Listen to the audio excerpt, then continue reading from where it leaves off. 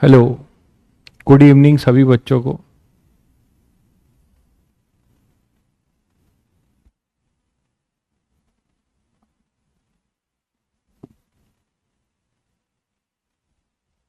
Good evening.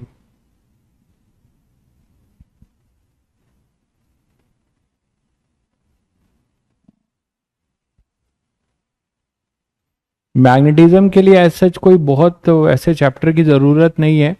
अब physics है, कहीं भी कोई क्वेश्चन बना के यूज हो सकता है, बट आप समझ सकते हैं, ठीक है। कोई बहुत ज़्यादा ज़रूरत नहीं पड़ेगी पीछे चैप्टर की।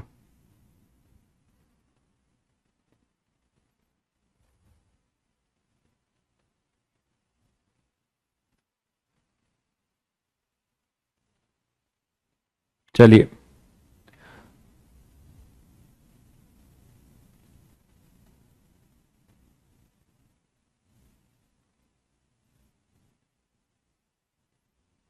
आगे बढ़े। चलिए, ऑडियो वीडियो क्लियर होगा। तो लास्ट सन पे हम लोगों ने एमीटर और वोल्ट मीटर की बहुत सारी चीज़ें देखी थी, ठीक है। उसके क्वेश्चंस भी करेंगे। पहले इंस्ट्रूमेंट के बेसिक थ्योरी पूरा कर लेंगे, फिर क्वेश्चंस करेंगे, क्योंकि मिक्सअप क्वेश्चंस होंगे, ठीक है। तो क्वेश्चंस जो है एक साथ लेंगे। तो हमने एमीटर और वोल्ट मीटर कर लिया था। बहुत छोटे छोटे फॉर्मूले थे, उसको रटना नहीं है, सर्किट दिमाग में ध्यान रखना है ना। गैल्वेनोमीटर को कैसे आपने एमीटर बनाया, गैल्वेनोमीटर को कैसे आपने वोल्ट मीटर बनाया। सीधे गैल्वेनोमीटर में एक शंट लगाया, वो बन गया एमीटर। उसके लिए दो ही इक्वेशन है, इधर जाएगा IG, तो IG into RG। Error of volt meter में, अच्छा एरर आप ऐसे कर सकते हैं। एरर के लिए देखिए, एक एग्जांपल से बता दे रहा हूं तो आपको ज्यादा समझ में आएगा।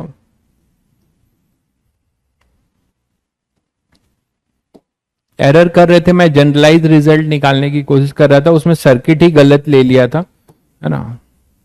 तो एरर आपको क्वेश्चन में भी मिलेगा। फिर भी आपको अगर अभी थोड़ा आइडिया चाहिए तो आप ऐसे देख सकते हैं कि एक हमारे पास वोल्ट मीटर है, और मान लो ये 100 ओम है।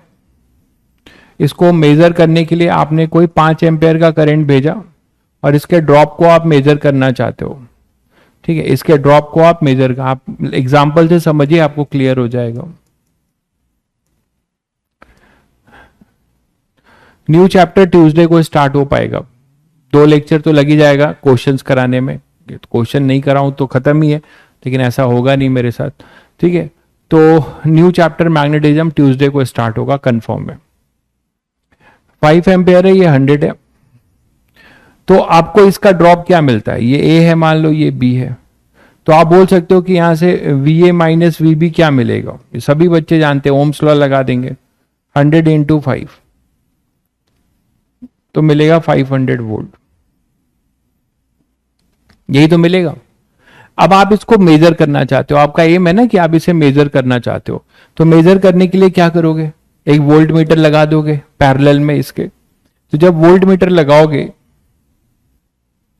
इसी के पैरेलल एक वोल्ट मीटर लगा दोगे ऐसे, यही ना। ये अपना 5 एम्पेयर आ रहा है, ये अपना 100 ओम था।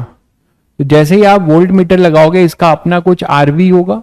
आरवी आपको मैं दे रहा हूं, आरवी आपका है मान लीजिए ओम, ठीक है। आपको सभी को पता है कि गैल्वेनोमीटर में एक बहुत लार्ज रेजिस्टेंस लगाते हैं तो हमें क्या मिलता है, वोल्ट मीटर बनता है। तो वोल्ट मीटर का रेजिस्टेंस देखिए काफी बड़ा है। तो अब आपने लगाया, अब करंट क्या होगा, जो इसको मेजर करना था, अब यहां पे जो करंट जाएगा वो ड्रॉप अब चेंज हो जाएगा। कैसे, यहां पे कुछ I1 जाएगा और इसमें कुछ I माइनस I1 जाएगा, देख ही रहे हैं आप लोग। इसमें I1 जाएगा और इसमें I माइनस I1 जाएगा। क्लियर है सभी को। तो यहां से आपका ड्रॉप चेंज हो जाएगा। जब ये चेंज हो जाएगा, अब यहां जाएगा I माइनस I1, तो एरर आने लगेगा, ठीक है। तो अब ये जो ए और बी के क्रॉस का जो ड्रॉप होगा, ए और बी के क्रॉस का जो ड्रॉप होगा, अब क्या होगा, V A minus V B क्या लिखेंगे, वो लिखेंगे I माइनस I1 इंटू 100, यही तो लिखेंगे। I minus I one into 100। तो क्या आप एक्चुअल जो मेजर करना था, एक्चुअली हमें 500 वोल्ट मेजर करना था, क्या आप ये 500 वोल्ट मेजर कर पाएगा? नहीं कर पाएगा। तो यही एरर है, ठीक है, यही एरर है, यही एरर है। सभी को क्लियर है? यही अपना एरर हो जाएगा कि भाई अब ये कम मेजर कर पाएगा। आप चाहते हो कि इसकी वैल्यू निकालें तो वैल्यू भी निकाल सकते हो। इसके लिए आपको क्या करना पड़ेगा, ये 5 है, 5 एम्पेयर आई आपको पता है, तो आप I1 की वैल्यू निकाल दीजिए। यहां पे जाएगा 5 माइनस I1, यही है ना। तो एक तरीके से ये 5, हमको टोटल करंट तो पता है पहले से, तो 5 माइनस I1। तो I1 कैसे निकालोगे? सिंपल है। I1 निकालने के लिए आप यहाँ पे KVL लगा लो, ठीक है, यहाँ पे ऐसे KVL लगा लो, या ये ड्रॉप के बराबर कर दो। तो 5 माइनस I1 इंटू 100, ये ड्रॉप और ये दोनों पैरेलल है ना, तो ये ड्रॉप या ये आरवी के क्रॉस, वोल्ट मीटर के क्रॉस ड्रॉप दोनों सेम हो जाएगा। गैल्वेनोमीटर खुद क्या मेजर करेगा भाई, आप उससे एमिट, गैल्वेनोमीटर वोल्ट मीटर भी मेजर करेगा और मतलब करंट भी मेजर कर सकता है, वोल्टेज भी मेजर कर सकता है। उसके रेंज को बढ़ाने के लिए आपने उसको शंट किया या फिर एक रेजिस्टेंस लगा दिया, जिससे कि आप वैरायटी ऑफ वोल्टेज या करंट मेजर कर पाए। तो 5 minus I1 into 100 that should be equal to I1 into 5000, 5000 नहीं, 5 इंटू 10⁴ है। तो यहां से I1 निकाल लो। I1 क्या आएगा, ये यहां से कट जाएगा, 2 0, तो अपने पास आएगा 50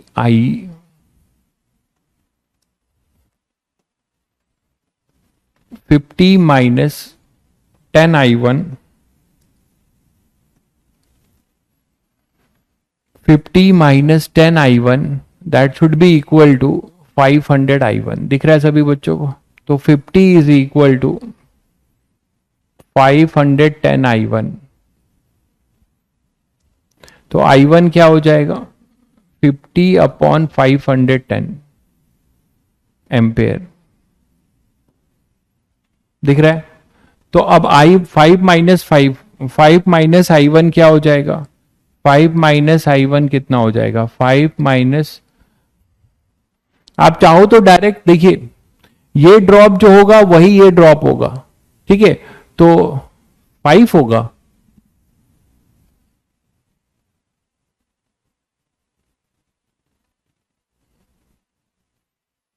अच्छा वो 10 नहीं है ना, 100 तो कट गया था, सही कह रहे हैं, 100 तो कट गया था ना। तो यहां से अपने पास आएगा 5 minus I1 is equal to 500 I1। तो 5 इज इक्वल टू 501 I1। तो I1 आ जाएगा 5 अपॉन 501। क्लियर है सभी बच्चों को? क्लियर है? अब यहां पे ये करंट आएगा, तो मेरा आपसे ये कहना है कि या तो आप इसको 5 से माइनस करो और इस ब्रांच का करंट निकाल लो, वहां का ड्रॉप नया क्या आ जाएगा, 5 माइनस 5 अपॉन 501 इंटू 100। तो यहां से अपने पास आ जाएगा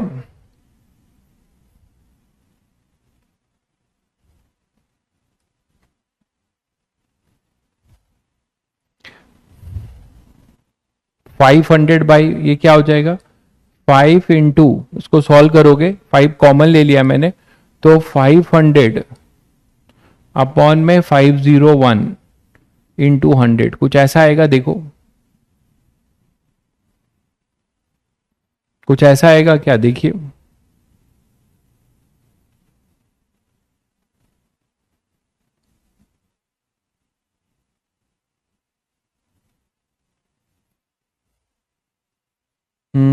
वैल्यू काफी बड़ी आ रही ना, कितनी आ रही है, 25 अपॉन 50, 499 के करीब आ रहा है। ओके, तो ठीक है, ये नियर अबाउट 499 पॉइंट कुछ आएगा, ठीक है, 499 वोल्ट के करीब आ रहा होगा, सही है। तो आप देख रहे हैं कि पहले 500 था, 499 हो गया, तो एरर आ जाएगा, बहुत कम एरर आएगा, और वो बहुत कम एरर क्यों आया है, आप शायद सभी बच्चे समझ रहे हैं कि यहाँ लार्ज रेजिस्टेंस का फायदा मिला है। ठीक है, लार्ज रेजिस्टेंस का फायदा मिलेगा। कितना आएगा एक बार चेक करो, डेसिमल में चेक करो एक बार।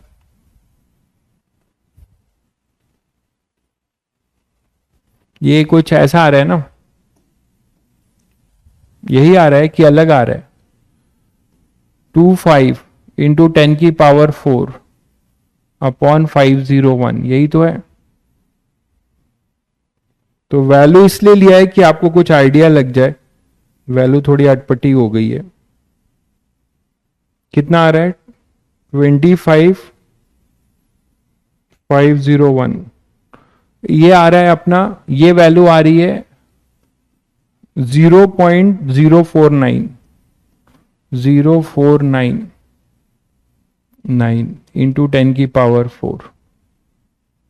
तो सही है, ये 499 आएगा। यही आ रहा है भाई, चेक कर लिया मैंने।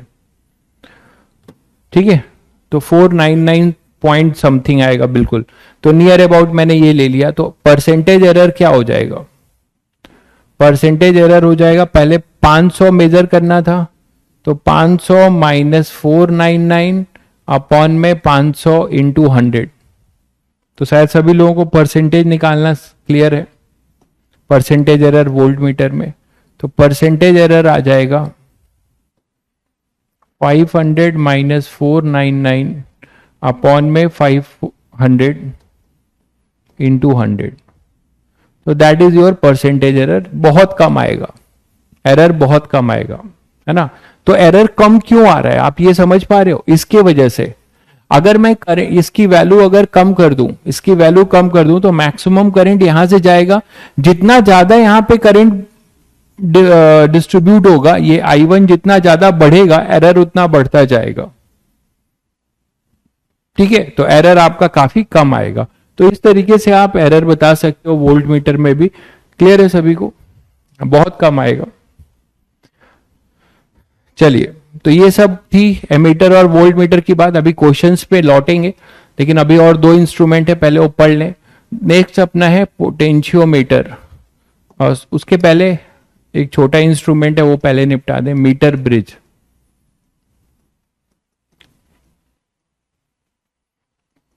बहुत ही सिंपल इंस्ट्रूमेंट है मीटर ब्रिज। तो मीटर ब्रिज बेसिकली किसके काम आता है? तुम लोगों ने स्कूल में प्रैक्टिकल शुरू किया कि नहीं?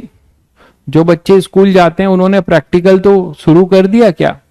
जब वो लैब में जाएंगे तो उनको ये सब देखने को मिलेगा, potentiometer, meter bridge, ammeter, voltmeter सब मिलेगा। ठीक है, तो meter bridge is basically what, based on the principle पे। किस पे काम करता है पहले ये जान लो। ये है अपना based on the principal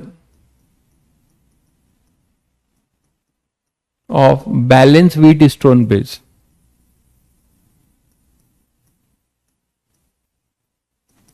balance wheat stone bridge याद है सभी बच्चों को? बैलेंस व्हीट स्टोन ब्रिज, तो ये उसी पे काम करता है। बैलेंस किस लिए यूज करते हैं? टू फाइंड, किस लिए यूज करते हैं हम? To find unknown resistance.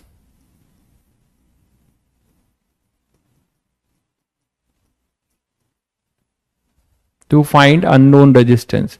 तो हम जो है अननोन रेजिस्टेंस फाइंड करते हैं। कैसे? देखिए, मान लीजिए अब कितने बच्चों ने ये देखा है स्कूल में? स्कूल में ये आपने देखा है, एक कॉपर के एक टेबल होता है, एक लकड़ी का, उसके ऊपर ये ऐसा सेटअप होता है।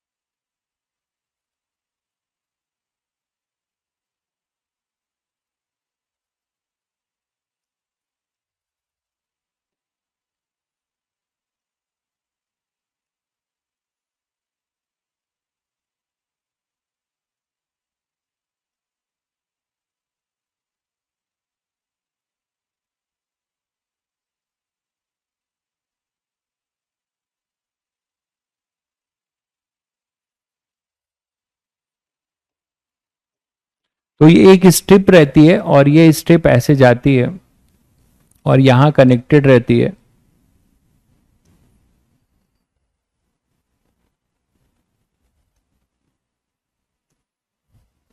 और इसी तरीके से इधर भी रहता है। यहां पे ये पूरा एक वायर कनेक्टेड होता है इनसे।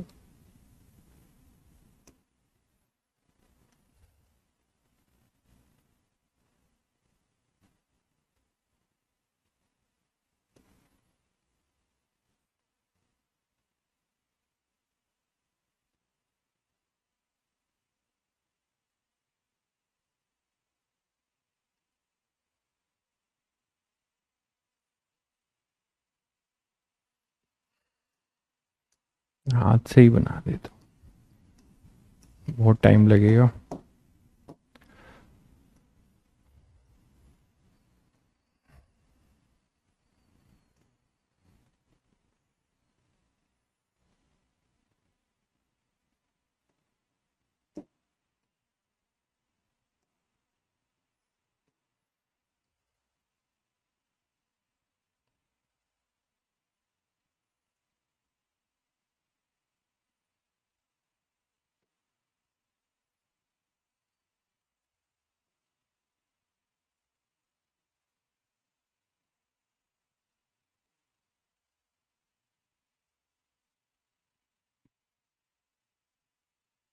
यहां पे आप वो अपना अननोन रेजिस्टेंस रखते हो और ये बैटरी रखते हो एक एंड पे।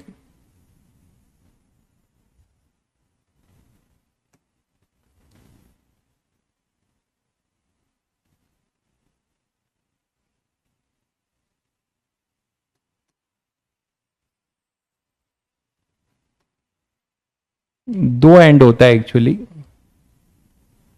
अब जो बच्चे देखे हैं उनको ज्यादा समझ में आएगा। आप देख लेना, अभी YouTube पे भी देख लेना। एक यहाँ पे वायर कनेक्टेड है जिसका रेजिस्टेंस कुछ है, एक यहाँ पे कनेक्टेड होता है और यहाँ से एक वोल्ट गैल्वेनोमीटर कनेक्टेड है, वो एक स्लाइडर से यहाँ कनेक्टेड होता है।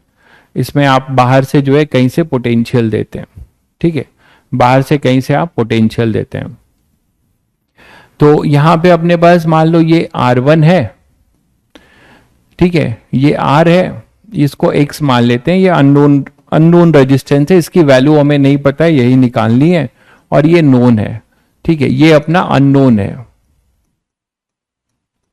कोई वायर दे दिया जाएगा, अब उसका कितना रेजिस्टेंस है ये हमें निकालना है, इस पोटेंशियोमीटर इंस्ट्रूमेंट से निकालेंगे। सेटअप देखिए, ये कॉपर की होती है, ये जो मैंने स्ट्रिप बनाया है, तो ये पूरा स्ट्रिप जो है ना एक टेबल, लकड़ी के टेबल पे ऐसे माउंटेड होता है। लकड़ी के टेबल पे ये पूरा सिस्टम जो है ऐसे माउंटेड होता है। तो यहां से ये गैल्वेनोमीटर है, आप किसी एक्सटर्नल सोर्स है, यहां से आप बैटरी लगा के और इसको सप्लाई देते हो। तो मान लीजिए आपने यहां से कोई सप्लाई दिया है, कोई करंट सप्लाई कर रहे हो, तो नल पॉइंट की कहानी है। ये जो वायर आपको दिखता है, ये जनरल ये जो वायर है मीटर ब्रिज का, ये यूनिफॉर्म क्रॉस सेक्शन का होता है इन जनरल। क्वेश्चन बनाने के लिए नॉन यूनिफॉर्म भी हो सकता है, तो ये यूनिफॉर्म होता है। और इसमें आपने कोई करंट सप्लाई किया, कोई करंट आप कहीं से सप्लाई कर रहे हो, मान लो ये आउटसाइड से आप कोई करंट यहां से सप्लाई कर रहे हो, मान लो,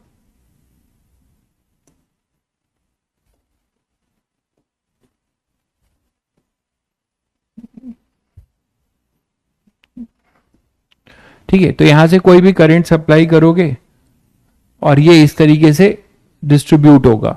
तो मान लेते हैं कि ये है स्लाइडर, इसको कहते हैं स्लाइडर, इसको आप घुमाते हो, ये स्लाइड कर सकता है इस वायर पे। वायर AB के बारे में जान लो, जनरली यूनिफॉर्म होता है, यूनिफॉर्म क्रॉस सेक्शन, ठीक है। और स्टैंडर्ड जो होता है वो 100 सेंटीमीटर होता है, लेंथ इसका 100 सेंटीमीटर होता है स्टैंडर्ड। क्वेश्चन में कुछ भी दिया हो सकता है, लेकिन जनरली जो है हम इसको लेके जो चलते हैं, आपके जो स्टैंडर्ड जो स्कूलों में या कहीं पे लैब में ये जो एपरेटस मिलता है वो 100 सेंटीमीटर का मिलता है, ठीक है। तो भाई एडवांस में भी है, ये बिल्कुल है, कुछ भी आ सकता है, कहीं भी कुछ भी आ सकता है, एडवांस के सिलेबस में इंस्ट्रूमेंट है भाई, ठीक है। तो ये यहां पर देखो क्या हो रहा है कि आप ध्यान से देखो तो आपको यहां पे मान लेते हैं कि करंट यहां से फ्लो हो रहा है, फिर आपने इसको जो है क्या किया, यही चीज समझना है, ध्यान से समझ लीजिए, नल डिफ्लेक्शन पे वर्क करता है कैसे। करंट यहां से जा रहा है, आपने इस स्लाइडर को लिया और यहां से धीरे धीरे इसको जो है बढ़ाते गए, तो धीरे धीरे बढ़ाते जाओगे तो यहां पे आपको चार चीजें मिल रही है, एक रेजिस्टेंस ये, एक रेजिस्टेंस ये, और मान लेते हैं कि यहां पर कुछ स्मॉल एल डिस्टेंस पे जाके इसको नल डिफ्लेक्शन मिलता है, और ये 100 माइनस एल होगा, फिर टोटल 100 है। नल डिफ्लेक्शन ये नल पॉइंट है। नल पॉइंट का क्या मतलब है वो समझो। नल पॉइंट का मतलब है कि potential difference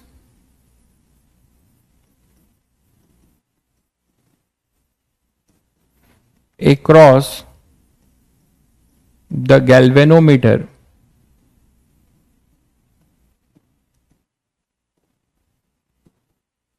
is zero। Potential difference इसमें जीरो होना चाहिए। आपको एक ऐसा लेंथ मिलेगा जहां पे गैल्वेनोमीटर की निडल डिफ्लेक्ट करना बंद कर देगी, उसमें कोई भी डिफ्लेक्शन नहीं होगा। जब उसमें कोई भी डिफ्लेक्शन नहीं होगा मतलब उसके थ्रू कोई भी करंट पास नहीं हो रहा था, है ना, आईजी अपना जीरो हो जाएगा।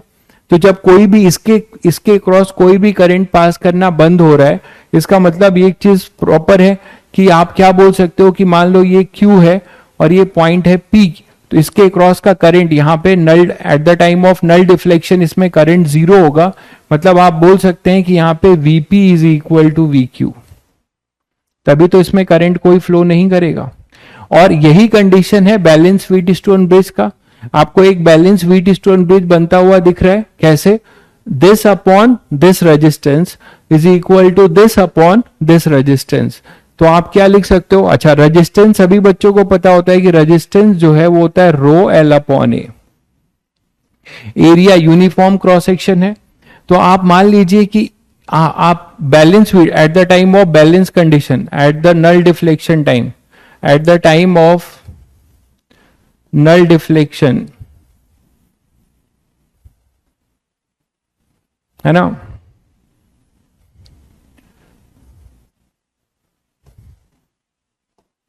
क्या लिख सकते हैं, R upon R A Q, ऐसे लिख सकते हो, R1 upon R2 is equal to X upon R Q B. तो यहां से अननोन रेजिस्टेंस एक्स आ जाएगा, क्या हो जाएगा, R upon R into R Q B upon में आर ए क्यू, ठीक है। अच्छा आर क्यू बी क्या लिखोगे, आर क्यू बी क्या लिखोगे, मटेरियल वही है तो रो होगा, यहां होगा 100 माइनस एल अपॉन में ए, और आर ए क्यू क्या होगा, आर ए क्यू क्या होगा, आर ए क्यू हो जाएगा रो इंटू एल अपॉन ए, रो इंटू एल अपॉन ए, यही होगा। तो जब इसको जब पुट करोगे तो आपको क्या मिलेगा, X is equal to R into, यहां पे आर क्यू बी से ये सब कैंसिल हो जाएगा, यहां पे आएगा अपने पास 100 माइनस एल अपॉन में एल। और ये जो रीडिंग है एल, यहां पे क्या होता है, यहां पे एक लकड़ी का स्केल होता है, जो ये वायर है ना, ये वायर एक लकड़ी के स्केल पे होता है। तो जब आप इसको स्लाइड करके जा रहे होगे तो यहाँ स्केल बना होता है, ये वायर किसी स्केल में रहता है, ये वायर जो है जो आप देख रहे हो ये किसी स्केल के ऊपर रहता है, लकड़ी के स्केल होता है जिसमें सारी रीडिंग्स बनी होती हैं। तो जहां पर ये रुक जाएगा, नल डिफ्लेक्शन होगा, वहां की रीडिंग एल मेजर कर लोगे तो वो तुम्हें एल पता चल जाएगा, और आर आपको नोन रेजिस्टेंस से पहले से पता है, तो अननोन रेजिस्टेंस की वैल्यू आ जाएगी, तो अननोन रेजिस्टेंस की आपके पास वैल्यू आ जाएगी।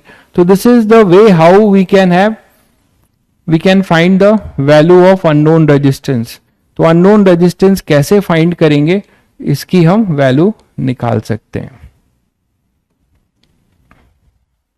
सिंपल बैलेंस व्हीटस्टोन ब्रिज की कहानी है। हाँ, मीटर स्केल बना रहता है, जो बच्चे स्कूल में अगर प्रैक्टिकल कर चुके हैं उनके लिए बहुत आसान है, जो नहीं कर पाए वो सेटअप देख सकते हैं यूट्यूब पे या कहीं पे भी उनको मिल जाएगा, एक्सपेरिमेंट सेटअप देखिएगा तो आपको और क्लियर हो जाएगा। तो ये कहानी है बैलेंस व्हीटस्टोन ब्रिज की। ठीक है, बैलेंस व्हीटस्टोन ब्रिज के तरीके से काम करेगा ये अपना पोटेंशियोमीटर मीटर ब्रिज। और ये किस काम आता है, किसी अननोन रेजिस्टेंस को फाइंड करने के। ठीक है, अननोन रेजिस्टेंस को फाइंड करने के। जब हम लोग बोर्ड एग्जाम होगा, 12th क्लास का बोर्ड एग्जाम होता है, तो मेरे साथ भी ऐसे ही कुछ हुआ था। 12th क्लास का जब बोर्ड एग्जाम होता है तो पर्चियां मिलती हैं कि भाई पोटेंशियो कौन सा ग्रुप में बांट देते हैं लोग, 5-5 के ग्रुप में। x की वैल्यू क्या गलत आई है, x equal to R cube है ना, R QB upon R A cube. तो आर क्यूबी अपॉन, तो यार इसका रेशियो लोगे तो यही तो आएगा भाई, क्या गलत आया है, इसका रेशियो लोगे तो यही तो आएगा। इन दोनों रेजिस्टेंस का रेशियो लो, यहां पे इन दोनों का रेशियो लोगे तो 100L अपॉन एल ही तो आएगा ना भाई, इसी को यहां पुट करोगे, क्या गलत आया है इसमें। बिल्कुल इजी है ये, ठीक है, गलत कुछ नहीं है। तो पोटेंशियोमीटर मीटर ब्रिज एक ऐसा इंस्ट्रूमेंट है, जब किसी ग्रुप को मीटर ब्रिज का एक्सपेरिमेंट मिलता है बोर्ड एग्जाम में तो उसकी आंखें चमक जाती हैं। और ऐसा मेरे साथ भी हुआ। मैं आपको ये बताना चाह रहा हूं कि आदमी मक्कारी क्या लेवल क्या है। हमारा जब एग्जाम हुआ बोर्ड एग्जाम का, तो मुझे याद है इसके साथ एक कहानी जुड़ी है। तो हमें 5 लोगों का ग्रुप था, उसको हमें लॉटरी निकाला गया, तो हमें मिला कि to find the unknown resistance meter bridge. तो मीटर ब्रिज का एक्सपेरिमेंट बोर्ड एग्जाम में मिल जाना, इससे अच्छी बात क्या हो सकती है। अभी आपको मैं पोटेंशियोमीटर कराऊंगा, तो पोटेंशियोमीटर का कनेक्शन करना ही अपने में बहुत बड़ी बात होगी। ये बात अगर कोई बच्चा स्कूल जाके एक्सपेरिमेंट कर रहा होगा सीरियसली, वो रियलाइज कर सकता है, क्योंकि पोटेंशियोमीटर का सेटअप बहुत बड़ा होता है और उसमें जो कनेक्शंस हैं बहुत ही कॉम्प्लिकेटेड कनेक्शंस हैं, वो करने पड़ते हैं। लेकिन हमें मिल गया था मीटर ब्रिज, तो हम बहुत खुश हुए। हम गए अपने टेबल पे जहां मीटर ब्रिज पड़ा हुआ था, और अपना जो है कनेक्शन भी इसका बहुत सिंपल है, बहुत सिंपल कनेक्शन होता है। तो कनेक्शन भी जैसे तैसे कर रहे हैं, तो वो हमें करना चाहिए था, लेकिन हम क्या कर रहे हैं, चारों लोग 5 लोग बातें कर रहे हैं। केंद्रीय विद्यालय सरकारी स्कूल है भाई, सरकारी स्कूल में जो है कोई मतलब रियायत नहीं बरती जाती प्रैक्टिकल में। अब चल रहा है, अचानक एक्सटर्नल आ गया। एक्सटर्नल जो बाहर से मॉनिटर करने आते हैं कि ठीक ठाक से लोग प्रैक्टिकल कर रहे हैं कि नहीं, और वो भाई साहब हमारे ही घूमते घूमते हमारे टेबल पे भी आ गए। तो थ्योरी तो सबको रटी रहती है, सब थ्योरी लिख लेते हैं, रीडिंग भी रट के आते हैं, रीडिंग भी रट के लिख के ग्राफ व्राफ बना के फाइल तैयार बैठे हुए हैं, कोई परफॉर्म नहीं किया किसी ने। ये स्थिति है। तो हमसे पूछ रहे हैं कि भाई हो गया आपका, यस सर हो गया, रीडिंग का है, रीडिंग दिखा दिया। तो रीडिंग भी हम लोगों ने रटा हुआ था, रीडिंग लिख दिया। उसने तुरंत जो है इंस्ट्रूमेंट पे नजर मारा, तो उसने ये देखा कि भाई लोगों ने प्रैक्टिकल कर लिया है, रीडिंग भी ले ली है, लेकिन उनका अननोन रेजिस्टेंस ही नहीं है,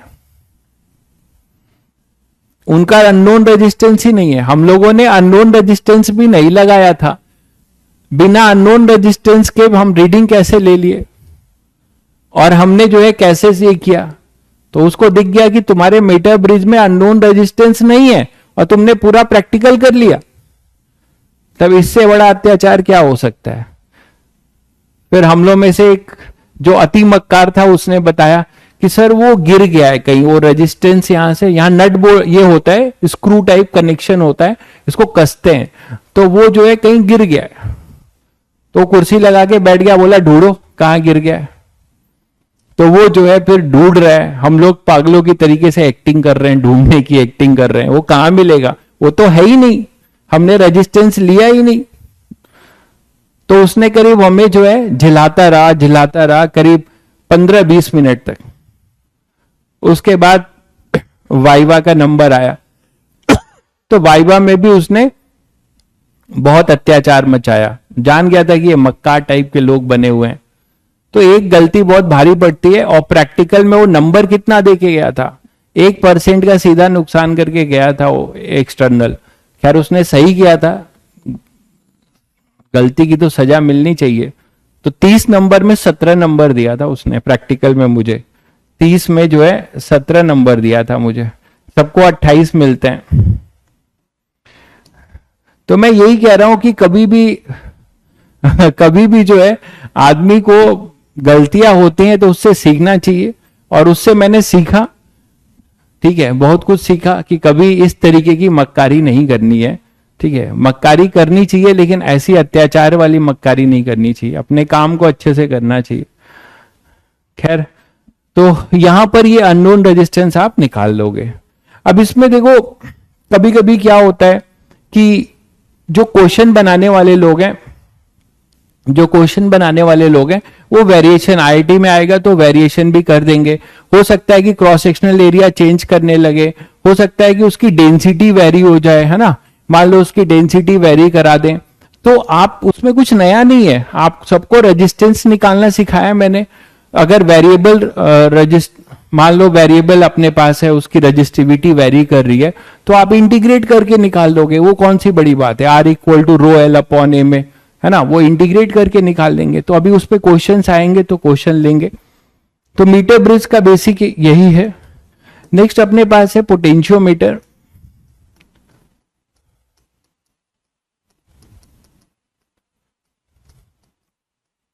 तो पोटेंशियोमीटर जो है, ये भी जो इंस्ट्रूमेंट है, इससे हम क्या करते हैं, देखिए कई जगह पे यूज करते हैं।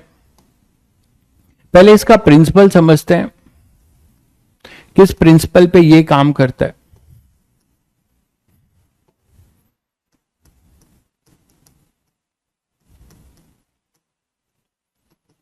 तो प्रिंसिपल इसका ये है, देखिए इसको पहले मैं समझा दूं फिर आपको बताता हूं प्रिंसिपल इसका क्या है। कि मान लीजिए हमारे पास एक वायर है,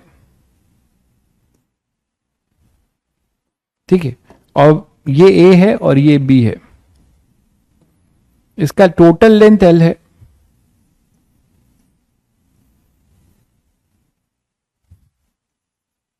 टोटल लेंथ इसका एल है, ठीक है। तो टोटल लेंथ अगर हमारे पास एल है और मान लो मैंने इसको वी पोटेंशियल दिया हुआ है, इसका टोटल लेंथ एल है और इसको मैंने इसके बीच का पोटेंशियल डिफरेंस कितना बोला है, एल। ये टोटल इसका जो लेंथ है वो एल लेंथ है, यूनिफॉर्म क्रॉस सेक्शन का वायर है, ठीक है। तो वायर ए बी के बारे में ये है,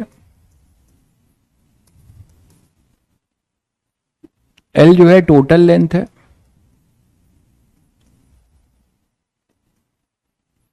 ठीक है, टोटल लेंथ एल है और यूनिफॉर्म क्रॉस सेक्शन है, यूनिफॉर्म क्रॉस सेक्शन है। वीए माइनस वीबी जो पोटेंशियल डिफरेंस है वो वी है, इनके बीच का जो पोटेंशियल डिफरेंस है वो वी है।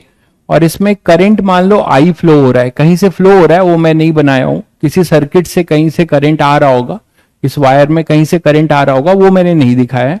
तो आप मुझे बताओ कि यहां पर क्या होगा, वी टोटल एल लेंथ का पोटेंशियल है, वी टोटल जो है एल लेंथ का पोटेंशियल है और आई करंट फ्लो हो रहा है। तो मैं अगर आपसे पूछूं कि किसी स्मॉल एल लेंथ में, किसी स्मॉल एल लेंथ में मान लो ये सी पॉइंट है, कि what is V A minus V C, what is V A minus V C, निकाल लोगे सब लोग, बहुत सिंपल है। आप पहले क्या करोगे, पहले जो है आप पोटेंशियल पर यूनिट लेंथ, मतलब पूरा एल लेंथ में कितना पोटेंशियल है, वी पोटेंशियल है, पूरे एल लेंथ में पोटेंशियल वी है, तो पोटेंशियल पर यूनिट लेंथ का क्या चेंज है वो निकाल सकते हो। पोटेंशियल एक हम टर्म डिफाइन करेंगे जिसे हम कहेंगे पोटेंशियल ग्रेडियंट। तो यहां पे डिफाइन होगा एक टर्म पोटेंशियल ग्रेडियंट, देखो पोटेंशियल ग्रेडियंट, ठीक है, इसे आप बोलते हैं potential per unit length, V by L, potential per unit length. पूरे वायर में कितना पोटेंशियल है, V, टोटल लेंथ कितना है, L, तो पोटेंशियल पर यूनिट लेंथ कितना हो जाएगा, V बाई एल।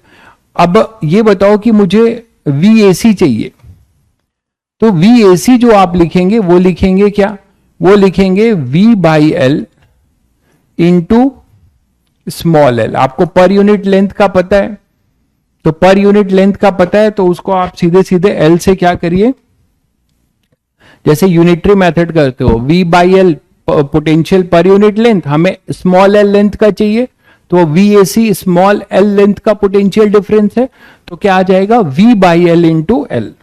तो इसी प्रिंसिपल पे ये काम करता है अपना कौन, पोटेंशियोमीटर, कि हमें किसी भी एल लेंथ के क्रॉस का पोटेंशियल डिफरेंस जो है वो उसके लेंथ के प्रोपोर्शनल होगा। दिख रहा है, क्योंकि V बाई एल तो ग्रेडियंट है जो कि कांस्टेंट रहेगा। ये मैं स्टैंडर्ड इंस्ट्रूमेंट की बता रहा हूं, क्वेश्चन कैसे भी बनाए जा सकते हैं। हाँ बिल्कुल, वेलोसिटी ग्रेडियंट की तरह बोल सकते हैं।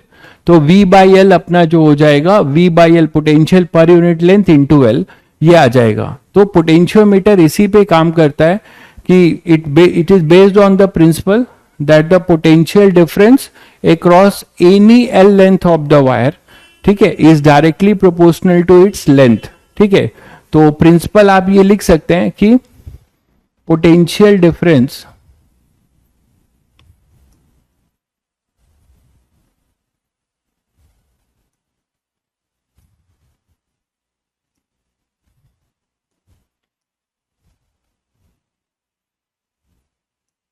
across any length of the wire, of the potentiometer wire,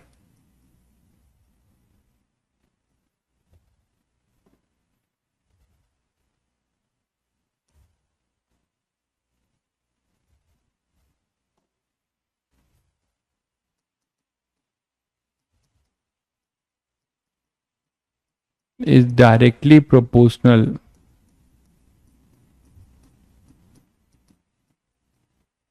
to its length। तो जितने लेंथ का आपको चाहिए उसको ग्रेडियंट से मल्टीप्लाई कर दीजिए तो आपको पोटेंशियल ग्रेडियंट मिल जाएगा।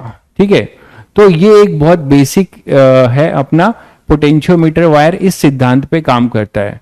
किस लिए यूज होता है, हम क्यों यूज को पढ़ते हैं, क्यों यूज के लिए, तो इसका पहला एप्लीकेशन देखिए क्या है।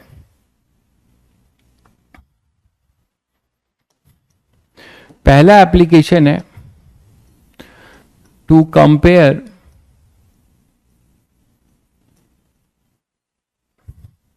the EMF of two ideal cell, to compare the EMF of two ideal cells। कोई भी दो आइडियल सेल्स का हम EMF कंपेयर कर सकते हैं, या एक का दिया हो तो दूसरे का निकाल सकते हैं। To compare the EMF of two ideal cell, किसी भी दो आइडियल सेल में एक नोन होगा और एक अननोन होगा।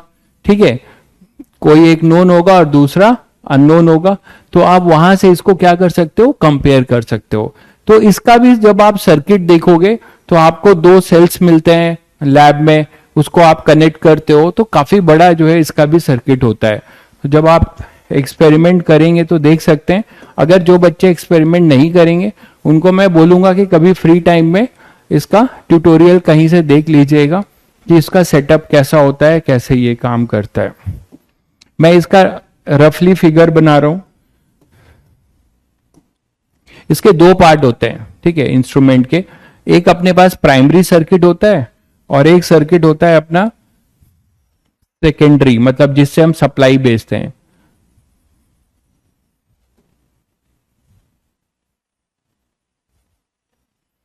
तो ये जो मैं बना रहा हूं ये प्राइमरी सर्किट है। इसे रियोस्टेट कहते हैं, वेरिएबल रेजिस्टेंस। बहुत बच्चों ने देखा होगा लैब में रियोस्टेट, मतलब जितना जरूरत है इसको, नॉब को मैं जितना ज्यादा इस नॉब को इधर उधर घुमाऊंगा तो मेरे रेजिस्टेंस ऐड या सब्ट्रैक्ट होते जाएंगे। सिलेंडर के तरीके से होता है रियोस्टेट, आपको लैब में मिल जाएगा। इसको ऐसे घुमाएंगे तो ये नॉब जो है ऐसे स्लिप होती जाएगी और इसमें सर्किट में करंट उतना जो है, अब इधर घुमाएंगे तो रेजिस्टेंस कम होता जाएगा, इधर बढ़ाते जाएंगे तो आप रेजिस्टेंस ऐड कर रहे होंगे सर्किट में, है ना, तो वो अपने पास जो है बढ़ जाएगा। तो this is a variable resistance. अपने जरूरत के अकॉर्डिंग हम ये करेंगे। यहां से ये वायर है, ये अपना क्या है, ये अपना वायर है, पोटेंशियोमीटर वायर है। ये स्टैंडर्ड तो 100 का ही होता है, पोटेंशियोमीटर वायर जो है स्टैंडर्ड 100 का ही होता है, ठीक है। बाकी क्वेश्चन में जो लेंथ दिया जाए वही आपको लेके चलना है, नहीं दिया जाए तो 100 लेके चलना है, ठीक है। तो ये अपना पोटेंशियोमीटर वायर है। अब इसके नीचे जो सर्किट है वो अपनी सप्लाई वाली सर्किट है। अपने जरूरत के अकॉर्डिंग हम सर्किट बनाएंगे। जैसे मुझे यहां पर क्या करना है, मुझे यहां पे दो सेल्स को कंपेयर करना है, तो एक सेल लूंगा, एक सेल मैं यहां बनाऊंगा और इन दोनों में स्विच लगाऊंगा।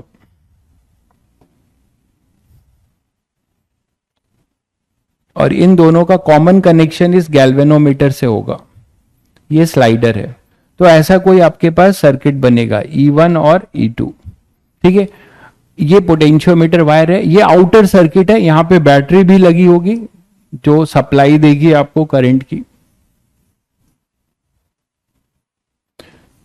ठीक है। तो ये बाहर का, ये प्राइमरी सर्किट है। ध्यान दीजिएगा, ये सर्किट जो है इसका इससे कोई लेना देना नहीं है।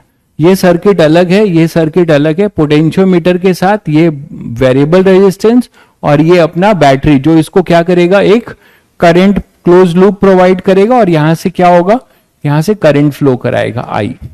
ये अपने जरूरत के अकॉर्डिंग ये सर्किट चेंज होती रहेगी। तो ऊपर वाली अपनी कैसी सर्किट है, प्राइमरी सर्किट है। ऊपर वाली अपनी जो है प्राइमरी सर्किट है। क्लियर है। अब चलो, ये स्विच है S1 और S2। एक्सपेरिमेंट कहां से शुरू होगा वो देखो। अभी सब ओपन है। पहला एक्सपेरिमेंट का स्टेप है कि SW1 इज क्लोज, ठीक है। SW1 को हम क्लोज करेंगे और नल डिफ्लेक्शन ढूंढेंगे। SW1 इज क्लोज, ठीक है। तो SW1 को क्लोज कर दोगे और नल डिफ्लेक्शन ढूंढोगे। तो मान लो अपना SW1 क्लोज है और SW2 ओपन रहेगा। मतलब आपने किस सेल को इंट्रोड्यूस कर दिया, किस सेल को आपने इंट्रोड्यूस कर दिया, E1 को आपने इंट्रोड्यूस कर दिया, ठीक है। E2 तुम्हारा अभी ओपन रहेगा। अब आपने E1, ध्यान से सुनिएगा, बस एक छोटी सी बात है वही समझना है, नल डिफ्लेक्शन वाली। ये मान लो A है, ये B है और ये अपने पास, मान लेते हैं जब आपने E1 को ऑन कर दिया, ध्यान से देखिए, तो ये चीज और सुनिए, ये जो करंट है I, ये ऊपर अपना जा रहा है। ये स्लाइडर जो है आपके हाथ में होता है, स्लाइडर अपने हाथ में होता है और वो ओपन सर्किट होता है। तो आप धीरे धीरे स्लाइडर को स्लाइड कराओगे। एक ऐसा टाइम मिलेगा जब आपको दिखने लगेगा कि डिफ्लेक्शन जो है अपना बंद हो गया है, इसमें कोई भी डिफ्लेक्शन नहीं आ रहा है। तो सभी बच्चे जानते हैं कि इसमें कोई भी करंट डिफ्लेक्शन नहीं आएगा। व्हाट डज इट मीन, कि इसका मतलब इस गैल्वेनोमीटर से कोई करंट पास नहीं हो रहा है ना। और इस गैल्वेनोमीटर से कोई करंट पास नहीं हो रहा है, इसका मतलब ये जो C है या ये पॉइंट है, इनके बीच का ड्रॉप जो है सेम होगा, इनके बीच का ड्रॉप जो है सेम होगा। अच्छा, कोई करंट, यहां पे और कोई रेजिस्टेंस नहीं है। तो यहां वाला जो ये पूरा देखिएगा, यहां से ये 1 ले लेता हूं, ठीक है, आपको समझाने के लिए 2 और ये C है। तो अगर मैं बोल रहा हूं कि at the time of null deflection, at the time of let null deflection at L1, मान लेते हैं कि हमें नल डिफ्लेक्शन यहां पे मिलता है LAC पर, ये लेंथ है LAC, ठीक। तो LAC पे हमें लेंथ मिल रहा है, ये लेंथ मिल रहा है LAC, जहां पे नल डिफ्लेक्शन हो रहा है। तो नल डिफ्लेक्शन का एक ही मतलब है क्या, कि हमारा जो गैल्वेनोमीटर के क्रॉस करंट फ्लो नहीं होगा। गैल्वेनोमीटर के क्रॉस करंट फ्लो नहीं होगा, मतलब ये जो करंट है ये यहां पे बैटरी में नहीं आएगा। ये तो समझते हो, ये पूरा घूमकर इधर जा रहा होगा। क्यों? क्योंकि अगर ये बैटरी में आएगा तो गैल्वेनोमीटर में भी जाएगा, बैटरी में आएगा तो गैल्वेनोमीटर में भी जाएगा। ये तो समझ रहे हो सब लोग। तो इसका मतलब at the time of null deflection we don't have any current in this branch, इस ब्रांच में कोई भी करंट फ्लो नहीं होगा। तो जो भी ड्रॉप, ध्यान से सुनिए, जो भी ड्रॉप इस एसी वायर के क्रॉस है, जो भी पोटेंशियल ड्रॉप इस एसी वायर के क्रॉस है, वो ड्रॉप जो है किसके बराबर होगा भाई? वो E1 के बराबर होगा, क्योंकि आप इसको एक क्लोज लूप मानते हुए केवीएल लगाओगे तो जो VAC होगा वो E1 के बराबर होगा कि नहीं?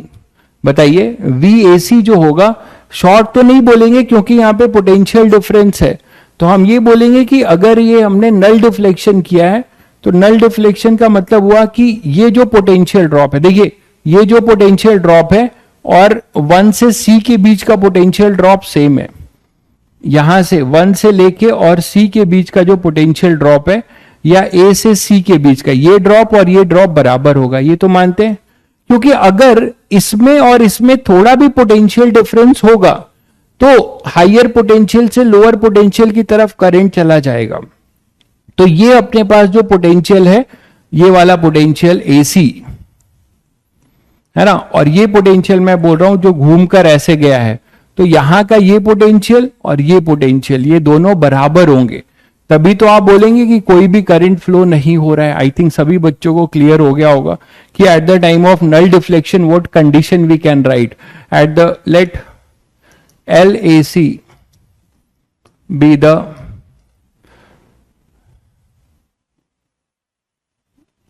length at the time of null deflection, at the time of null deflection। मानते हो कि नहीं?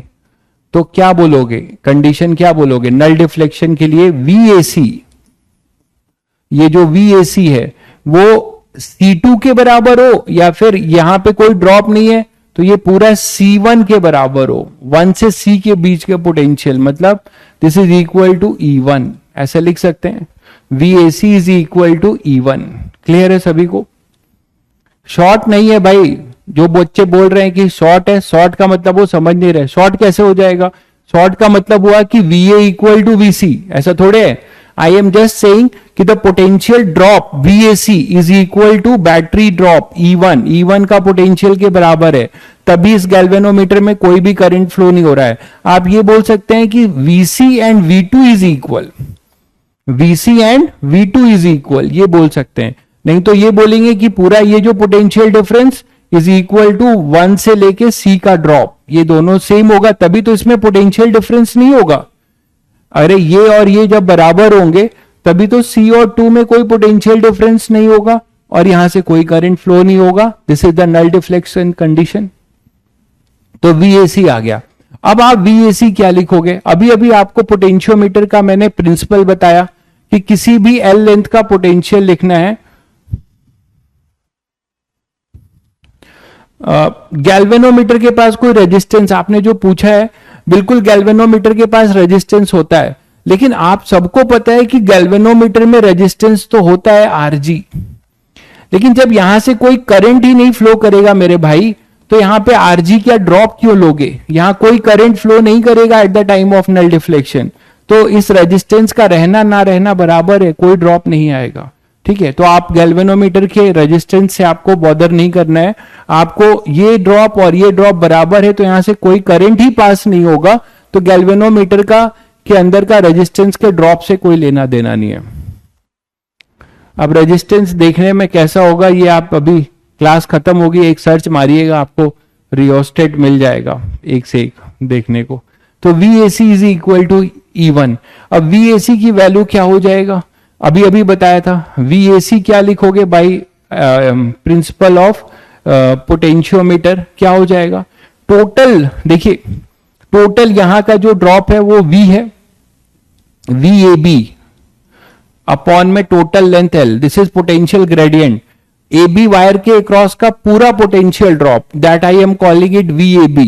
तो VAB और टोटल लेंथ उसका कितना है? L।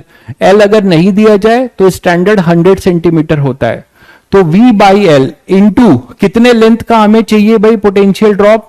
LAC, तो इंटू LAC। बोलो भाई, ये सभी बच्चों को क्लियर होगा, है ना? V by L into LAC, यही तो प्रिंसिपल होता है। तो V by L into LAC, that is your VAC। ठीक इसी तरीके से आपको दूसरा काम करना पड़ेगा, और दूसरा काम ये करना पड़ेगा, ये मैं हटा रहा हूं, आगे बढ़ रहे हैं, कि स्विच S1 को ओपन करना होगा और S2 को क्लोज करना होगा। S1 को ओपन करना होगा और S2 को क्लोज करना होगा, और फिर से आपको नल डिफ्लेक्शन ढूंढना होगा। ठीक है, सेम कहानी आपको रिपीट मारनी होगी। इसमें यह है, नेक्स्ट एक्सपेरिमेंट का स्टेप है कि SW1 ओपन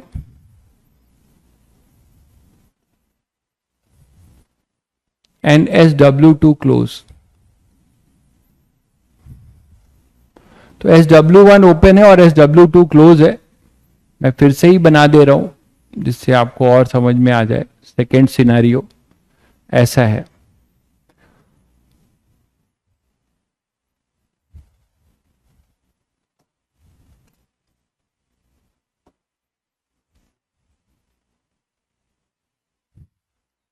अब यहां पर आप SW1 E1 को ओपन करने जा रहे हो और E2 को क्लोज करने जा रहे हो।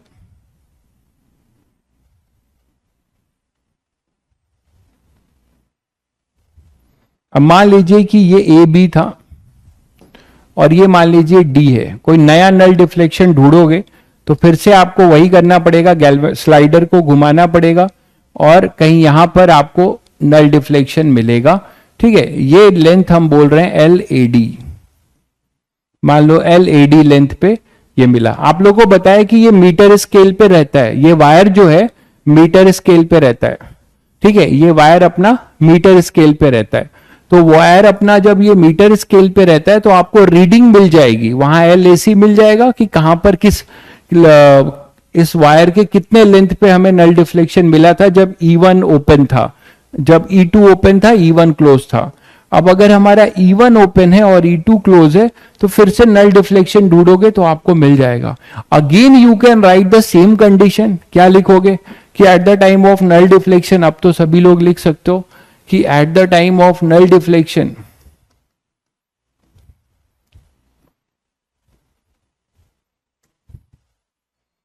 तो ये इसमें कोई फॉर्मूला काम नहीं आएगा। मैं फिर बता दे रहा हूं, मैं सभी बच्चों को बता दे रहा हूं कि जेई एडवांस के क्वेश्चंस में कोई फॉर्मूला काम नहीं आएगा, या जेई मेंस में भी बहुत हद तक आपको ये डेरिवेशन, ये क्या प्रोसेस है, ये दिमाग में होना चाहिए, तभी वो बच्चा कर पाएगा। हूबहू फॉर्मूला बेस्ड क्वेश्चन आएगा कोई जरूरी नहीं है, इनफैक्ट 20% ही चांसेस है। तो at the time of null deflection आप क्या करोगे,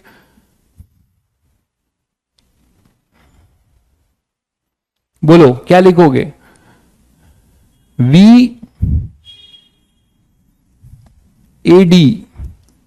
इज इक्वल टू E2 और E2 is equal to VAD। तो VAD क्या लिखोगे? पोटेंशियल ग्रेडियंट कितना होगा? VAB टोटल पोटेंशियल है वायर के क्रॉस का, टोटल लेंथ L का, कितने लेंथ का लिखना है? LAD। तो उससे LAD से मल्टीप्लाई कर देंगे, बहुत सिंपल है। ठीक है, तो अब यहां पे ये इक्वेशन तुम्हारा 2 है और ये इक्वेशन एक तरीके से 1 है।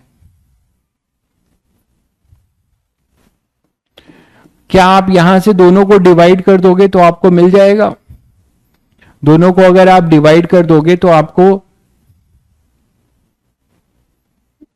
VAC की वैल्यू E1 है ना, तो यहां E1 भी लिख देना चाहिए था। रुको, एक स्टेप और लिख दे रहा हूं। तो इसको आप लिख सकते थे E1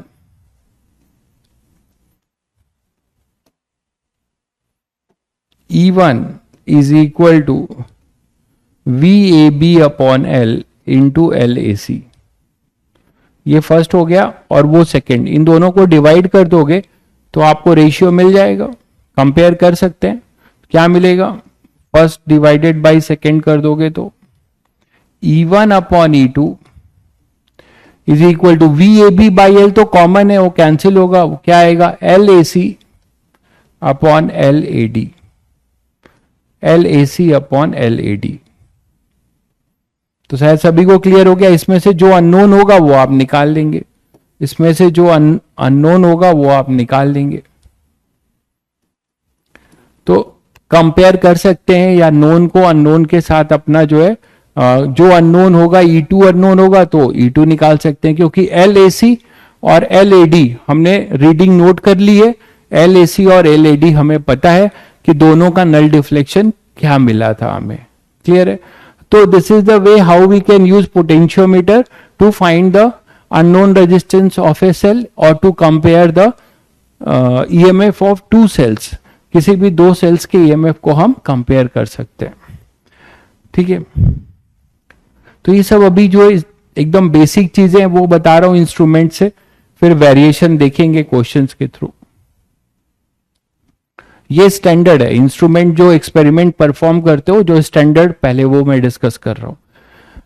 नेक्स्ट है एप्लीकेशन टू फाइंड, और कई बार इसी पे जेई मेंस में कई बार सवाल आए, to find the internal resistance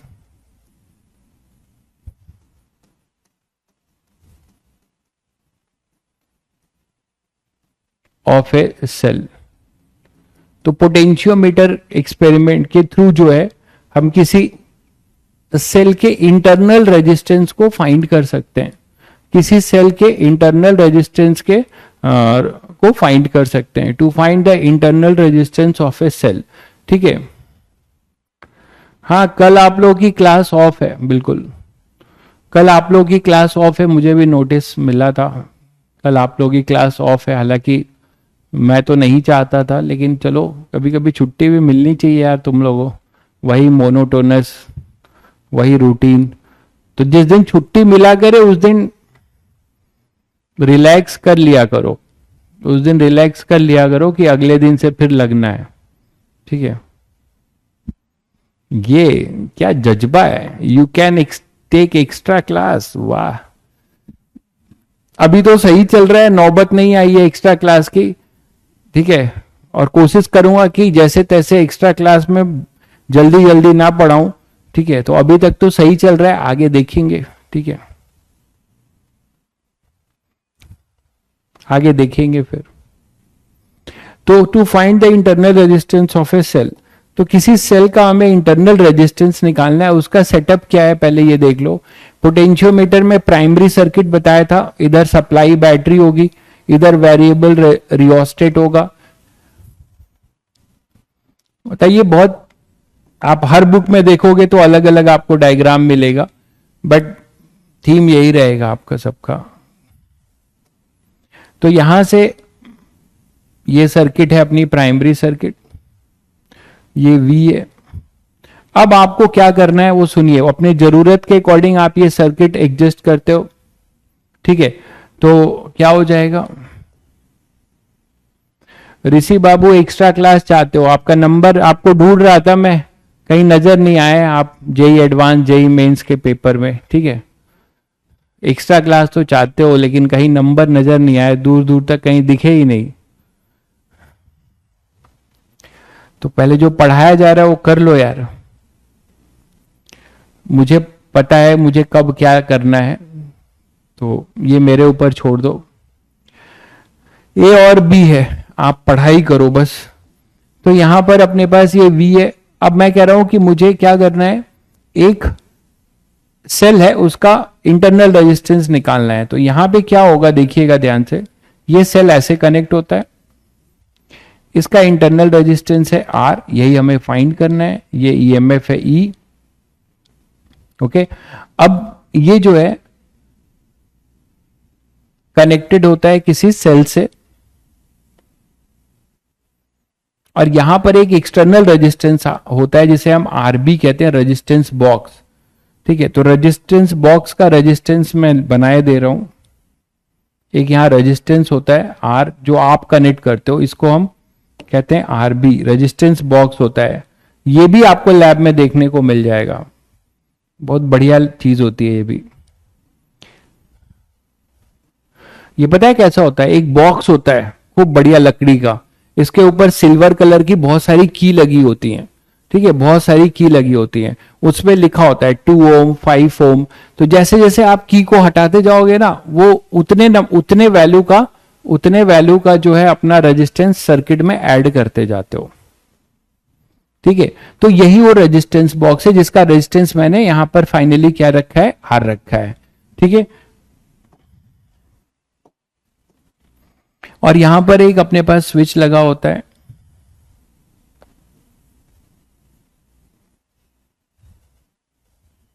और फिर ये इससे कनेक्टेड होते हैं, ये दोनों फिर गैल्वेनोमीटर से कनेक्टेड होते हैं।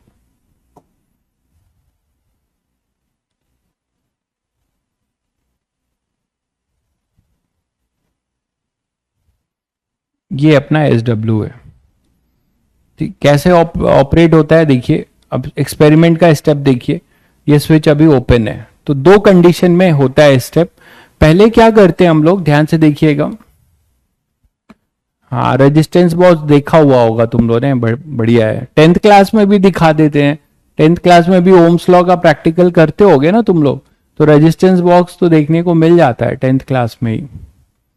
तो होगा क्या, देखो इसको हम रेजिस्टेंस बॉक्स कहते हैं, इसका रेजिस्टेंस मतलब ये हमें नोन होगा, आर जो है रेजिस्टेंस ऑफ रेजिस्टेंस बॉक्स है, ये हमें नोन होता है।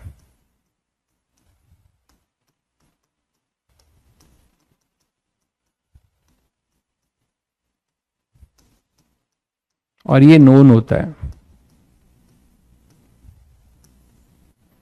ये नोन होता है। ठीक है, अब क्या होगा कि एक्सपेरिमेंट में कहानी कहां से शुरू होगी वो देखो।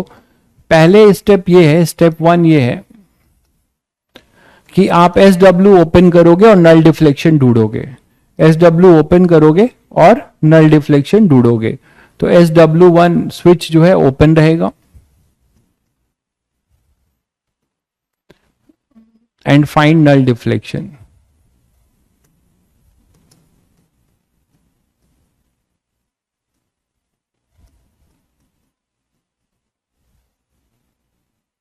तो जब ये स्विच ओपन रहेगा तो इस रेजिस्टेंस का कोई लेना देना नहीं है, ये तो समझ रहे हो आप लोग, इस कोई क्लोज लूप नहीं बन रहा है ना, तो ये बैटरी कोई भी करंट फ्लो नहीं कराएगी, इसका मतलब समझ रहे हैं सभी लोग, ये तो प्राइमरी सर्किट है, यहां से तो जो करंट जा रहा होगा वो जा ही रहा होगा। अगर आपने स्विच को क्लोज कर दिया, ध्यान दीजिएगा, अगर इस स्विच को क्लोज कर दिया तो आपको यहां भी एक क्लोज लूप मिल रहा है, तो ये बैटरी भी अपना एक करंट डिलीवर्ड करेगी, लेकिन फिलहाल SW ओपन है, तो जब SW ओपन है तो ये सर्किट जो है अपना जो है ओपन सर्किट होगा, तो यहां पे बैटरी का कोई करंट नहीं होगा, और जब बैटरी में कोई करंट नहीं होगा तो इस पॉइंट का ध्यान दीजिएगा, इस बैटरी के क्रॉस का जो EMF होगा वही पूरा जो है इसके क्रॉस का EMF होगा, इसके एंड पॉइंट का भी, क्योंकि यहां IR का कोई ड्रॉप नहीं आएगा, इसमें कोई करंट नहीं है ना, इसमें करंट अपना 0 है, तो ये जो E है वो यहां का है, IR कहीं पे, IR का कोई ड्रॉप आपको यहां पर नहीं मिलेगा। तो मान लेते हैं कि ऐसा जब हमने किया तो यहां पर कुछ L1 लेंथ पे हमें नल पॉइंट मिला, L1 लेंथ पे हमें नल पॉइंट मिला। ठीक है, तो अब आप बताओ मुझे कि अगर नल पॉइंट L1 लेंथ पर मिला है और यहां कोई भी करंट नहीं है, तो फिर से वही लिखोगे, यहां का जो ड्रॉप होगा at the time of null deflection, let L1 be the length of wire from A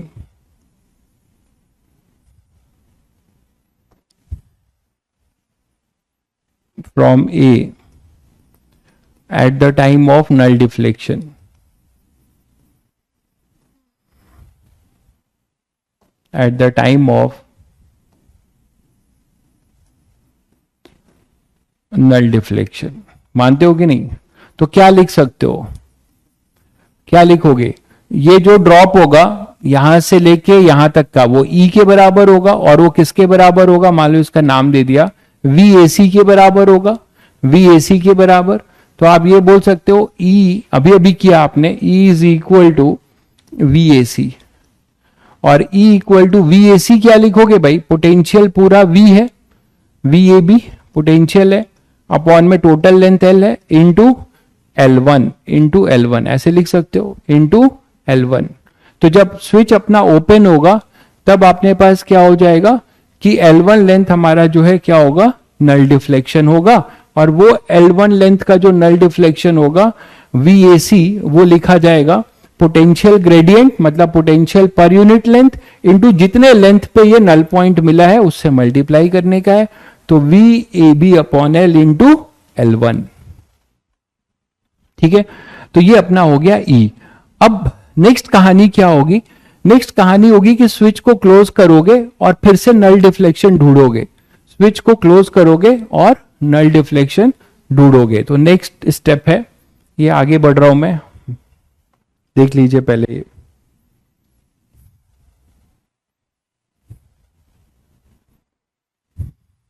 चलिए, तो स्विच को नेक्स्ट है अपना स्टेप 2 है,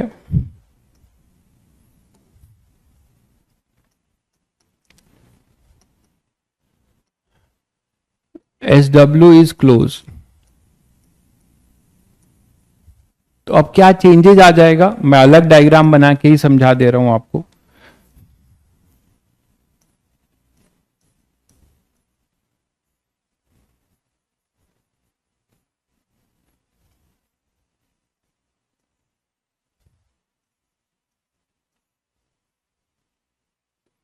अब आपने स्विच को क्लोज कर दिया, तो सभी लोग समझ रहे हो कि अब क्या होने वाला है। नीचे भी एक क्लोज लूप मिलने वाला है, ये अपना रेजिस्टेंस था, रेजिस्टेंस बॉक्स का, है ना, और ये स्विच अपना आप क्या है, क्लोज्ड है।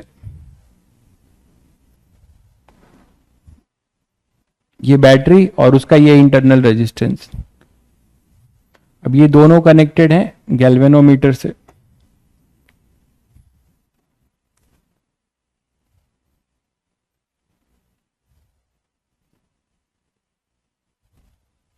ठीक है, तो अब आपको पता है ये रेजिस्टेंस बॉक्स है, इसका रेजिस्टेंस था यही,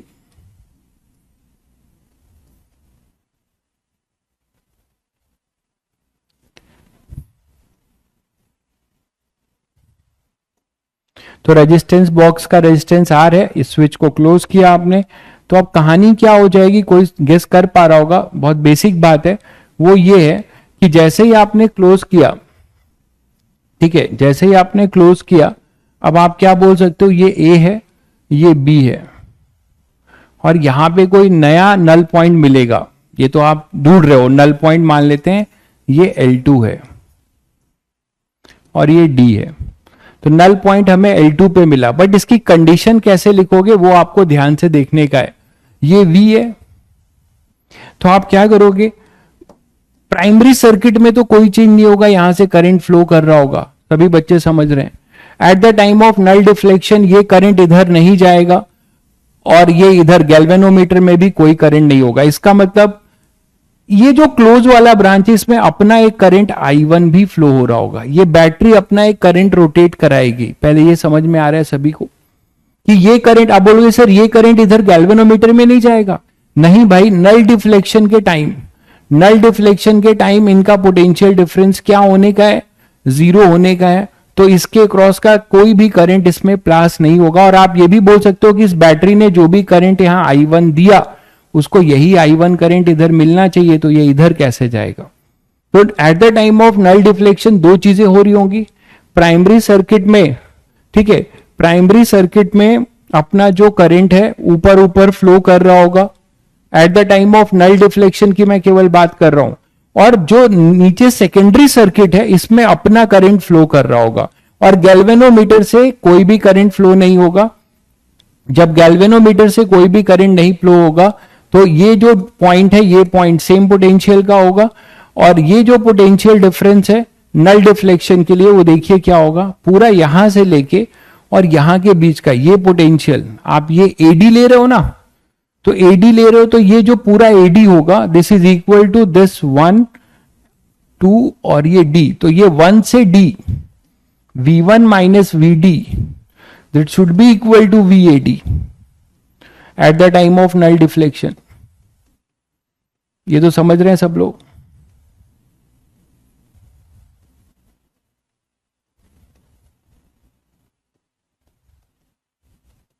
ये तो सब लोग समझ रहे हो।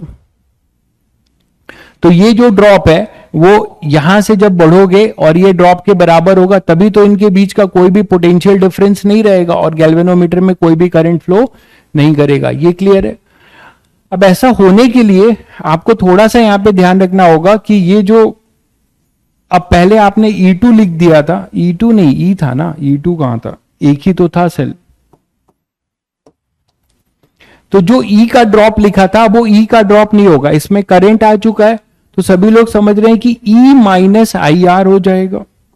ये जो नोड का जो ड्रॉप होगा, ये 1 और 2 के बीच का जो ड्रॉप होगा, 1 और 2 के बीच का जो ड्रॉप होगा वो हो जाएगा E minus I one R.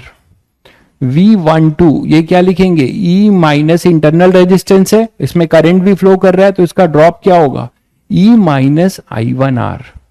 और ये जो V12 है, 2 और D तो सेम पोटेंशियल के, तो आप बोल सकते हैं कि V2 is equal to VDA at the time of null deflection.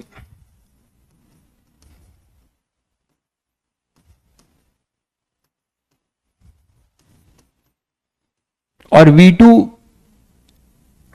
और VD बराबर है, डायरेक्ट लिखो ना, इसकी जरूरत भी नहीं है, आप डायरेक्ट लिखो नल डिफ्लेक्शन की कंडीशन, VAD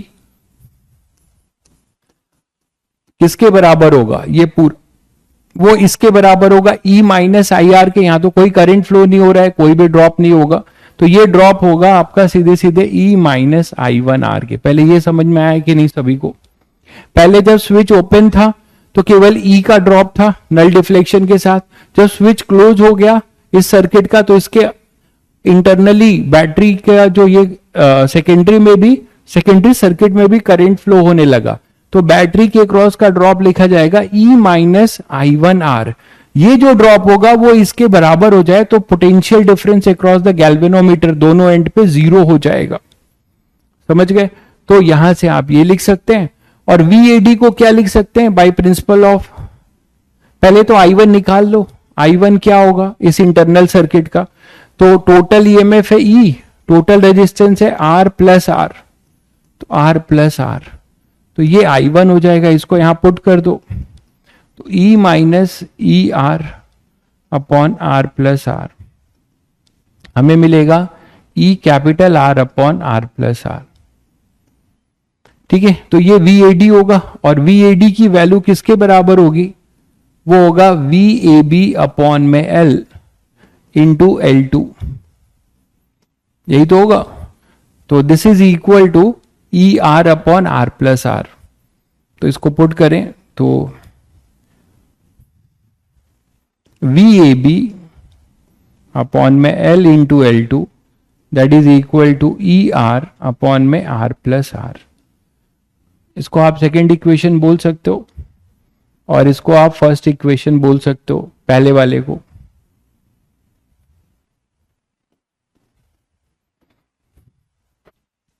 दोनों को डिवाइड कर दीजिए तो VAB अपॉन L कट जाएगा, VAB अपॉन L कट जाएगा और इधर आ जाएगा L1 अपॉन L2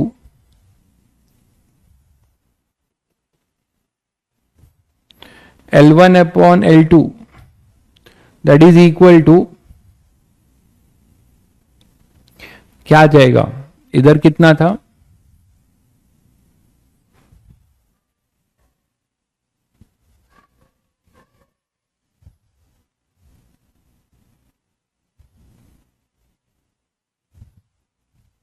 देखो VAB अपॉन L कट जाएगा और इधर अपने पास आएगा E और इधर L1, तो E भी कट रहा है,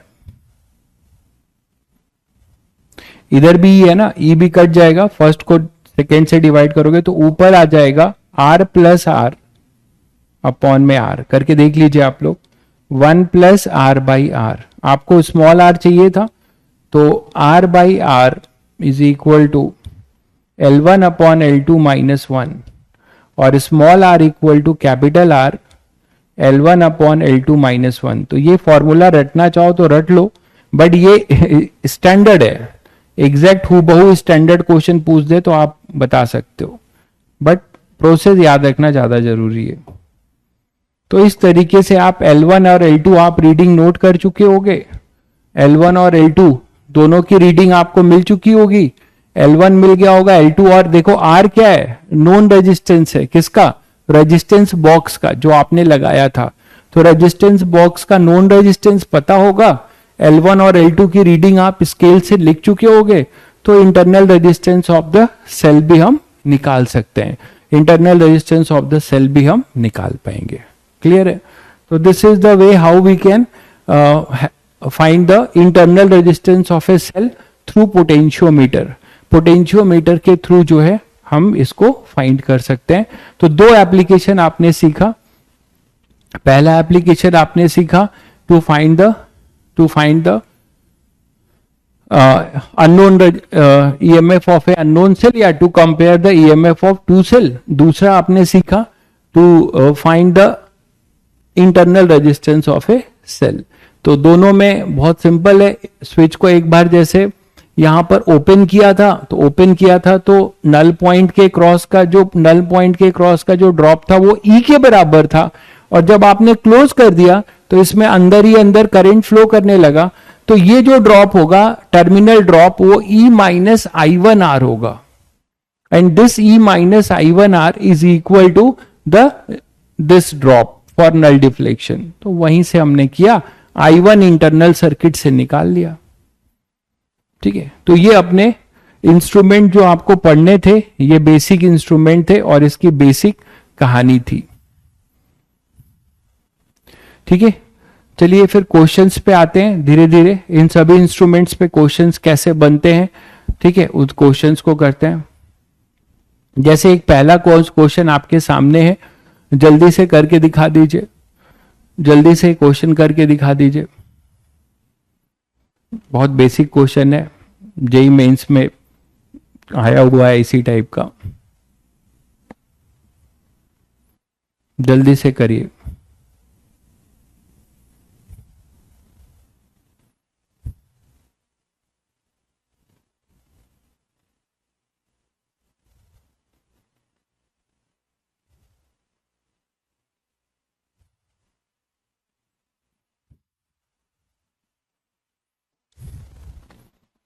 तो what shunt resistance is required to make the 1 milliampere 20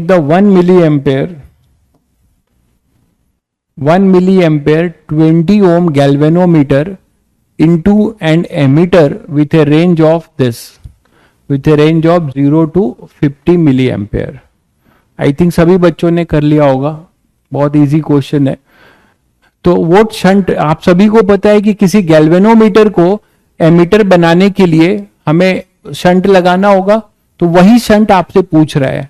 कोई बच्चा बोलेगा सर मुझे फॉर्मूला नहीं याद है, कोई जरूरत नहीं है कोई फॉर्मूला याद रखने की, ये तो आप लोगों को बताया गया है कि ये गैल्वेनोमीटर है, इसका अपना रेजिस्टेंस होता है RG, the whole circuit is our galvanometer, ये अपना गैल्वेनोमीटर है, ये तो सबको पता है, दिस इज आवर गैल्वेनोमीटर।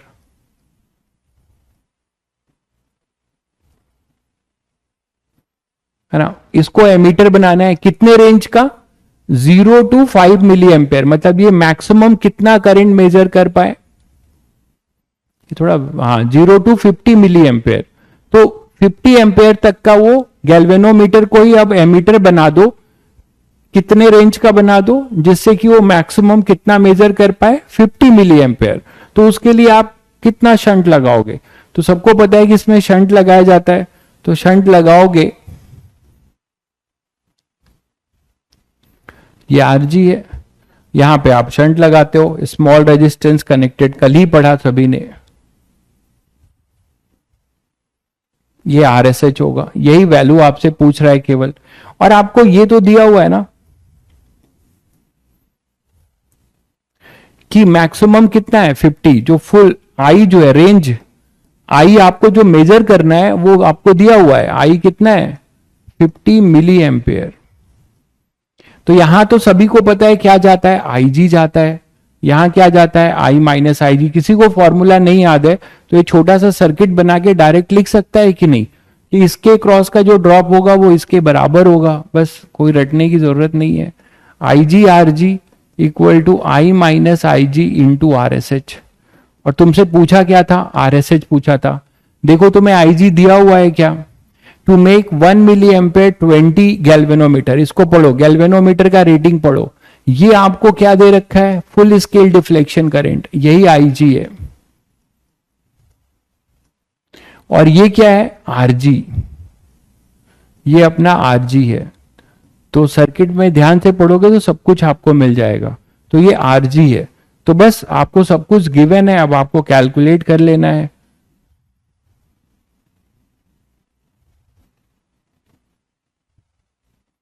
तो आईजी आपको कितना दिया था, 10 की पावर -3। आरजी कितना है, आरजी है अपना 20 ओम। और आई माइनस आई जी मतलब 50 -1 इंटू 10 की पावर -3, सब मिली एम्पेयर ही था। तो देख लो यहां से कितना आ जाएगा, 20 अपॉन में 49, चेक करना, 20 अपॉन में 49 यही आएगा।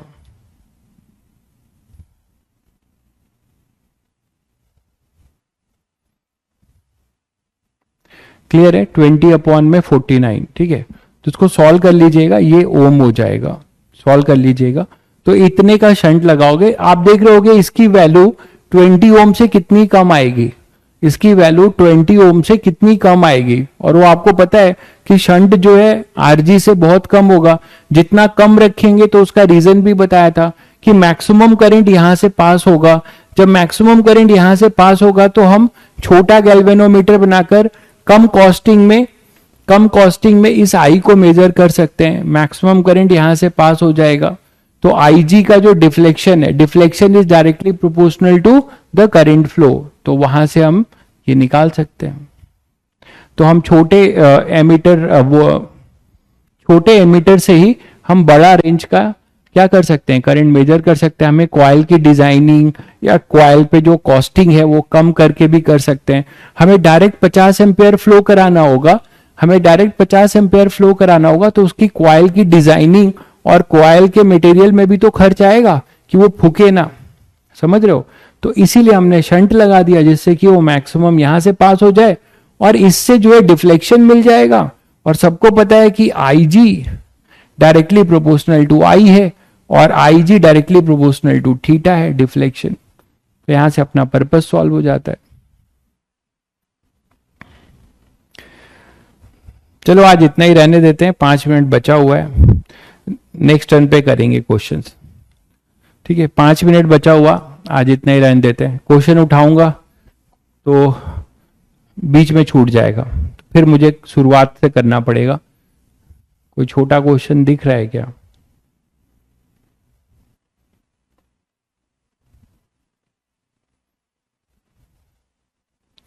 चलो नेक्स्ट टर्न पे करते हैं, ठीक है। सिलेबस नेक्स्ट टेस्ट तुम लोग का जेई मेंस पैटर्न है ना, ठीक है। तुम लोग का नेक्स्ट जो टेस्ट है वो I think JEE Mains pattern है, बिल्कुल। तो कैपेसिटर अपना बचा हुआ है, तुम लोग तैयार है ना, है ना। कैपेसिटर तो आएगा ही आएगा, और तुम लोग बोलोगे तो इलेक्ट्रो और करंट भी कुछ दे देंगे जिससे वो टच में बना रहे, जैसा आप बोलोगे। बट कैपेसिटर तो आएगा ही आएगा, ठीक है। चलिए फिर मिलते हैं, फ्राइडे को हम लोग इसी इंस्ट्रूमेंट पे क्वेश्चंस करेंगे, और सैटरडे को भी देखेंगे, क्वेश्चंस करेंगे, या फिर नया चैप्टर शुरू करेंगे।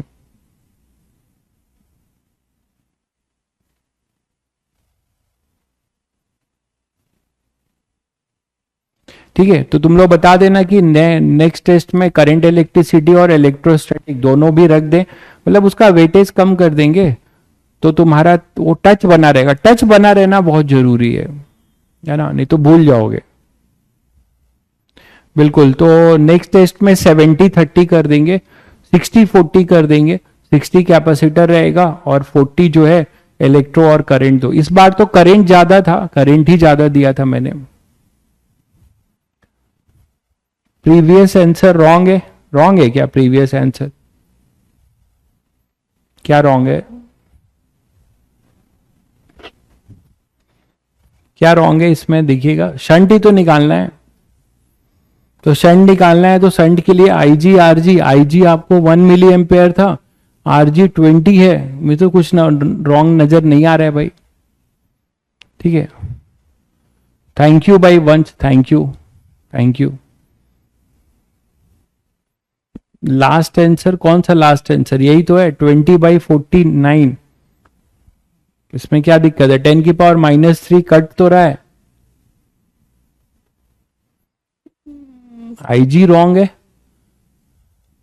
What shunt resistance required to make the 1 milli ampere 20 volt? अरे क्या रॉन्ग है यार? आईजी तो दिया हुआ है आपको ना, आईजी ये दिया हुआ है गैल्वेनोमीटर में जो करंट जा रहा है, फुल स्केल डिफ्लेक्शन, सही तो है। और रेंज आपका 50 मिली एम्पेयर का बनाना है।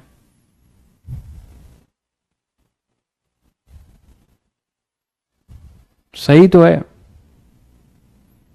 बाकी बच्चे बताइए। आई थिंक ये सही है। यहां पे आईजी आपको दे रखा हुआ है भाई, ये आईजी है, ये रेंज है, क्या दिक्कत है?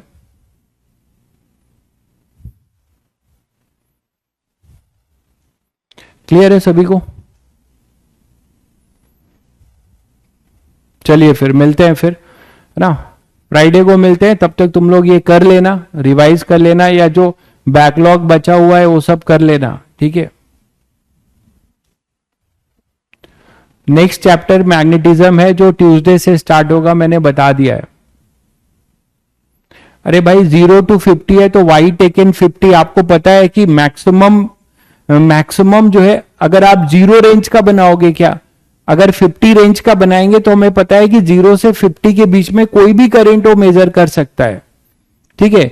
अगर 0 से 50 में अगर हम बनाएंगे तो हम 50 का मोस्ट, अगर 50 तक का हम डिजाइन कर लेंगे तो हमें पता है कि 50 के बीच में भी वो जितने हैं सभी कर लेगा, इसीलिए 50 लिया है। तो बहुत बेसिक बात है। मैक्सिमम को कर लेंगे तो उसके 0 से 50 के बीच में किसी भी करंट को कंफर्टेबली मेजर कर पाएगा वो, उस शंट के लिए, ठीक है। चलिए फिर मिलते हैं। कलर कोडिंग, हाँ कलर कोडिंग भी सैटरडे को हो जाएगा, डोंट वरी। तो कुल मिला के आपका जो नया चैप्टर है वो ट्यूसडे से शुरू होगा, मैग्नेटिज्म।